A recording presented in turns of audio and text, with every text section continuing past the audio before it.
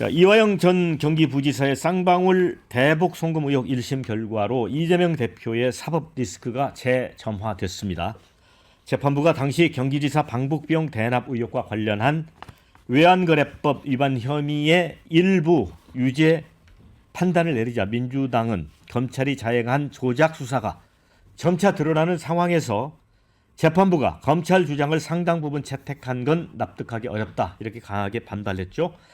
쌍방울이 대북 사업을 내세워 주가 조작을 한 정황이 담긴 국정원 보고서도 보도됐다.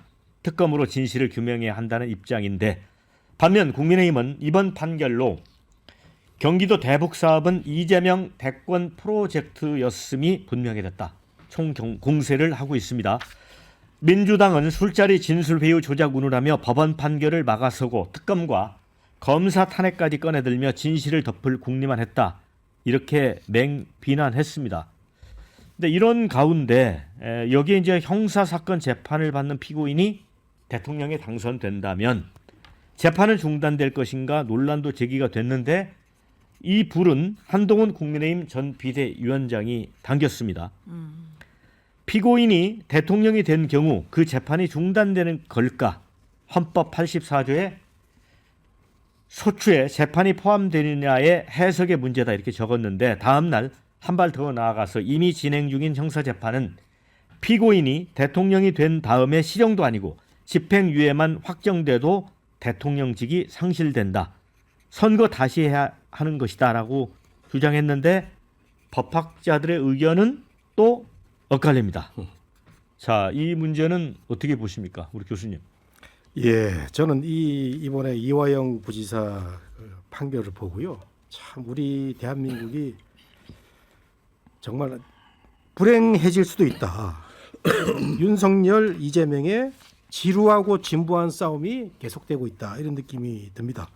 왜냐하면 윤석열 정부의 여러 가지 그 실정에 비례해서 강한 야당, 강한 지도자가 나와야 되는데, 이 사법 리스크라는 그 원초적, 그 숙명적인 그 원죄를 안고 있다 보니까 이번에 이제 결과가 나왔죠. 결국 상식적으로는 이재명 지사의 허가 없이 북한에 돈을 줬겠습니까? 이거는 뭐 재판정의 판사가 아니더라도 모든 국민이 그 상식적으로 판단할 수 있는 문제인데, 근데 이분이 지금 야당의 대표, 다음 대선에서 가장 유력한 사람이라는 게 이게 문제라는 거죠. 결국은 이런 상황에서 낙담을 하고 있는데, 아니나 다를까 국민의힘에서 가장 지금 뭐 유력한 한동훈이라는 사람이 정말 방아쇠를 당겼죠.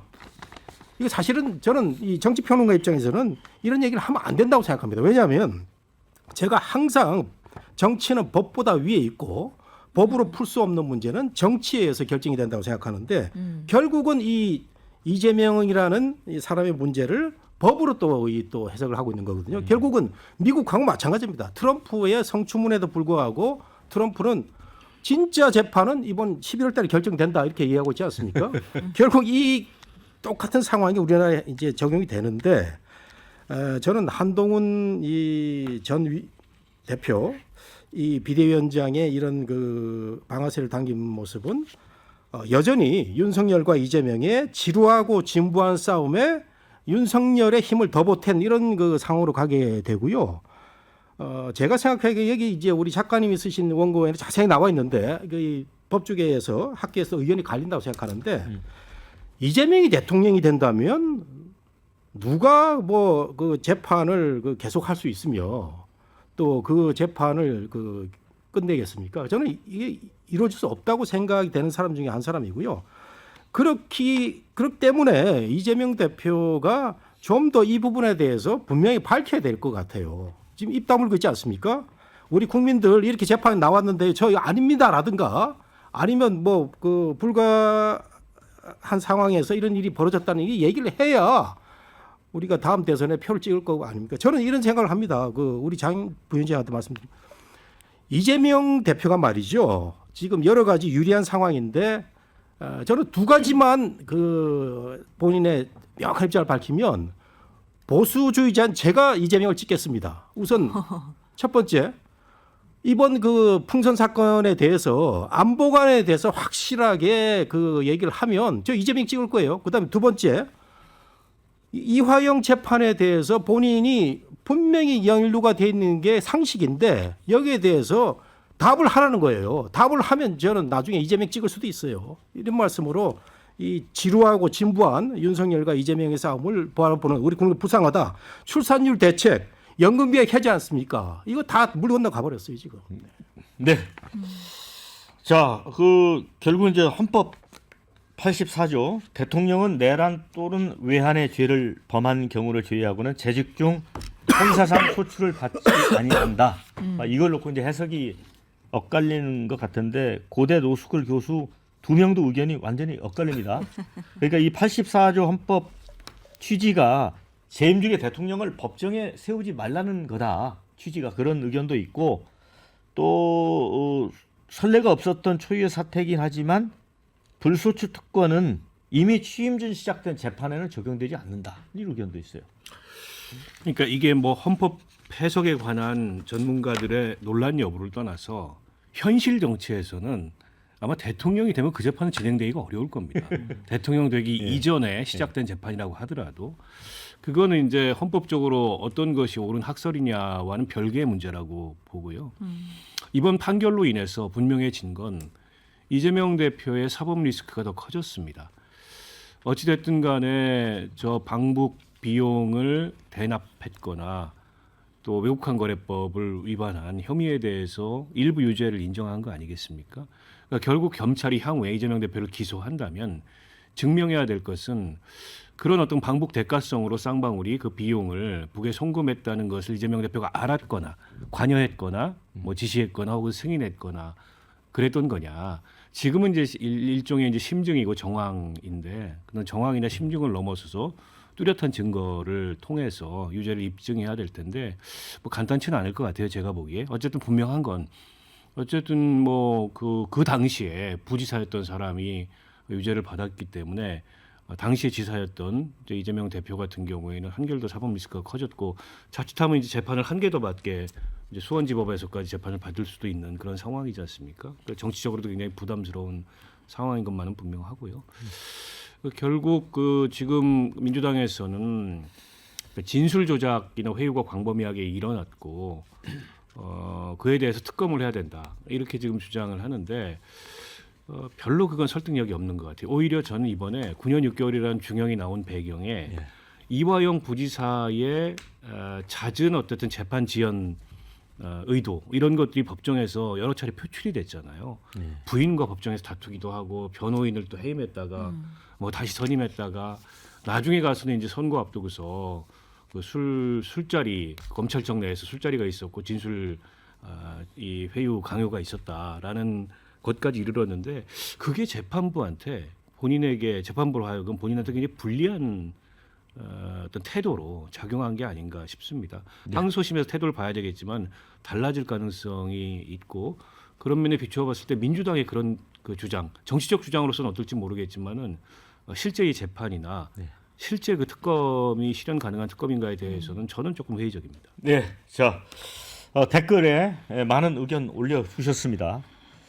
자, 한동훈 전 비대위원장이 살아보려고 내던지는 말 같다. 혼란스럽다. 뭐 이런 의견도 있습니다. 반면에 한동훈은 이재명 대표가 대통령 된다고 보는 모양이다. 이런 의견이 있고요. 자, 과거 어느 정부에서 피고인이 대선에 출마하는 걸 생각조차 해봤겠냐. 이런 의견도 있고요. 자, 이화영 재판에서 유죄 나올까봐 대북 송금 특검 서둘렀던 거 아닌지 심히 의심스럽다. 이런 의견도 주셨습니다. 우리 박원석 의원님하고 약간 생각이 비슷한 면이 있고요. 자, 그리고 국정원 문건은 왜 아무 말이 없나? 박지원은 확실하다던데 이런 의견도 있습니다. 자, 그런데 이게 또 정답인 것 같습니다. 재판부는 더 이상 시간 끌지 말고 빠른 판결 내려주는 게 사명이다. 그리고요. 그 정부위원장은 어떻게 보세요? 그러니까 이게 이 쌍방울 대북 송금 이 사건도 지금 1년 8개월 걸렸잖아요. 그렇죠. 재판 지연되고 뭐 하고 해서. 그러면 사실은 차기 대선까지 한 3년 남았다고 보면 2심, 3심까지 과연 이 정도 속도면 결론이 안 날 가능성이 높지 않아요? 뭐 가능성은 반반인 것 같아요. 뭐 지금 상황에서 다 예측하기는 어렵겠지만 지금 이재명 대표가 지금 3건의 재판을 받고 있고 그 중에서 뭐 증거인멸 교사라든지 뭐 공직선거법 위반 재판 같은 경우에는 1심이 어느 정도 진행이 돼서 뭐 판결이 올해 안에 나올 수 있다라는 얘기도 있거든요. 그런데 뭐 대장동 사건이라든지 특히 지금 지난주에 났던 이화영 전 부지사 관련된 이 쌍방울 대북 송금 사건은 이재명 대표가 기소조차 아직 안 된 사건이에요. 그러면 이화영 전 부지사에 나온 이 유죄 판결을 아마 기반으로 해서 검찰이 이제 기소 방향으로 아마 갈 가능성이 높다고 보이기는 하는데 기소가 조만간 이루어진다라고 하더라도 사실상 뭐 1심 나오고 그 이후에 뭐 만약에 대법원까지 가게 된다라고 한다면 상당 기간이 소요되는 것은 분명히 보입니다. 그렇기 때문에 헌법 84조 논란까지 지금 또 한동훈 전 위원장이 불붙인 거라고 보이기는 하는데요. 사실 뭐 헌법 84조 논란까지 가지 않더라도 일단 이화영 전 부지사 판결을 보면 물론 지금 경기도지사 방북 비용 대납이다라고 이 비용의 성질을 한 200만 불을 정한 부분은 민주당 입장에선 좀 아쉬운 내용이기는 합니다. 왜냐하면 뭐 국정원 문건이나 이런 데서도 뭐 쌍방울의 이런 그 주가 조작 때문에 이 대북 송금 얘기가 나온 게 아니냐 뭐 이런 문건도 있었기 때문에 그런 부분들도 좀 재판에 반영이 되지 않을까라고 생각했는데 사실상 뭐 이화영 전 부지사 측의 혐의를 다투는 주장이 거의 인정되지 않은 상황으로 봐야 되기 때문에 좀 아쉬움은 남는데요. 또 확실한 것은 일단 이번 판결에서는 이재명 대표가 직접적으로 관여했는지 안 했는지 뭐 이런 부분에 대해서는 판결의 대상이 아니었다는 거죠. 그리고 아직까지는 이화영 전 부지사가 뭐 1심 판결에 의하더라도 본인이 이런 대북 사업에 관련해서 단독적으로 행했을 가능성이 아직 남아 있는 것이고 이재명 대표가 직접적으로 관여했는지 이 부분은 확정되지 않았기 때문에 검찰이 어떻게 기소를 하는지 그리고 기소를 한다면 그 재판 과정에서 어떤 내용들이 나오는지 이런 거를 좀 더 지켜봐야 되는 것은 분명합니다. 이화영 전 부지사도 항소를 할 거기 때문에 항소심 과정에서 또 본인들의 주장을 내세울 거고요. 그 부분들을 또 재판부가 받아들여 주는지 뭐 이 부분까지도 좀 더 봐야 되기 때문에 아직은 단정하기 이르다라는 생각 들고 헌법 84조 관련해서는 사실 소추가 뭐 형사적으로 기소되는 건데 기소되고 끝이 아니잖아요. 당연히 재판을 그 이에 있을 재판을 예정하는 것이고 그러면 대통령이 국정을 수행하는 데 있어서 안정적으로 해라라는 부분을 보장해주기 위한 법의 목적을 생각한다면 재판도 중단되는 게 마땅하지 않나 이런 해석 해봅니다. 네, 댓글에 당장에 이재명 대표를 기소할 것이냐가 관심이지 또 영장을 또 칠 것이냐 국회에서 체포동의안 시즌2 또 할 거냐 이런 의견이 올라왔습니다. 어떻게 보세요? 체포동의안이 넘어간다면 부결될 겁니다. 이번에 어쨌든 이재명 친위 부대를 사실상 국회에 다 포진시켜놨기 때문에 그것은 부결될 것이라고 보고요. 저는 참 민주당이 안타까운 면이 이겁니다. 이재명 대표 체제 하에서 당무가 제대로 돌아가고 있습니까? 이번 주만 하더라도 이재명 대표가 3개의 혐의로 서초동에 재판을 받으러 갑니다. 그런데 이제는 또 서초동에 의해서 수원지법에서도 재판을 받게 생겼어요. 잘하면. 그렇다면 수도권을 방방곡곡 다 돌아다니는 상황인데 과연 민주당의 당무가 제대로 돌아갈지 그게 저는 좀 걱정스럽고요. 그리고 민주당과 이재명 대표가 당당하고 떳떳하다면 이 문제에 대해서 국민 앞에 성역 없는 그 발표를 해야 됩니다. 그리고 수사와 재판을 빨리 진행해달라고 요청을 할 필요가 있습니다. 그러나 그런 것이 지금 전혀 없는 상황이거든요. 그리고 이재명 대표, 그러니까 이재명 경기도정시 시절에 벌어진 일 아니겠습니까? 그런데 이화영 지사가 이런 식으로 했다라는 것을 알았다면은 이재명 대표도 공범입니다. 그리고 몰랐다면은 경기도지사로서 무능함을 여실히 보여준 겁니다. 이러나 저러나 이재명 대표는 능력적인 면이나 도덕적인 면에서 굉장히 타락했다. 그리고 상당히 조금 떨어진 지경에 이르렀다라는 생각이고요. 왜 그동안에 민주당에서 이화영 지사를 회유하려고 했는지 저는 이번에 명명백백히 드러났다고 생각합니다. 지금은 원내대표지만 당시에 최고위원이었었던 박찬대 원내대표가 이화영 전 지사의 부인과 통화했다 안 했다 이거 가지고도 당시에 논란이 많지 않았습니까? 재판을 회유하려고 한다. 이화영 전 부지사를 어떻게 해서든지 포섭해가지고 뭐 재판 과정을 지연시키거나 재판에 있어서 이재명 대표에게 유리한 측면으로 흐르게 하려고 한다라는 의심을 많이 받았던 것이 민주당이었습니다. 그런데 이번 판결로 인해서 그것이 저는 드러났다. 왜 민주당이 그동안에 이화영 전 부지사를 회유하려고 했는지, 왜 이 재판을 지연시키려고 했는지, 왜 사법 질서와 사법 체계를 무너뜨려 가면서 이재명 대표를 보호하려고 했는지 저는 드러났다. 결국에 이재명 대표가 이 문제와 동떨어져 있지 않다라는 것이 제 생각이고요. 그리고 최근에 그 민주당에서 당원 개정을 하지 않았습니까? 당대표 시한이, 그러니까 차기에 뭐 대선을 나가려고 한다면 당대표를 1년 전에 내려놔야 되지만 뭐 중대한 이런 결함이 있거나 뭐 선거를 앞두고 있으면은 당대표 사퇴 시한을 고무줄처럼 늘려놨습니다.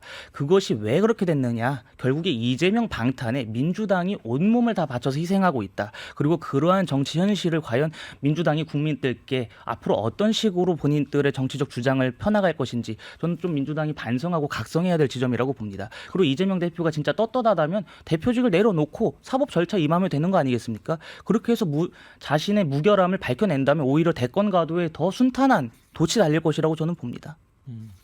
어쨌든 이제 대북 송금 관련해서 이재명 대표가 직접 연루됐다는 증거는 아직까지 없는 거잖아요. 김성태 씨 진술 정도 있는 거고, 근데 또 반면에 쌍방울이 이제 조폭 기업이었는데 실제로 주가 조작을 하기 위해서 대북 사업을 이렇게 이용했다. 그런 주장도 있어요. 그런 부분은.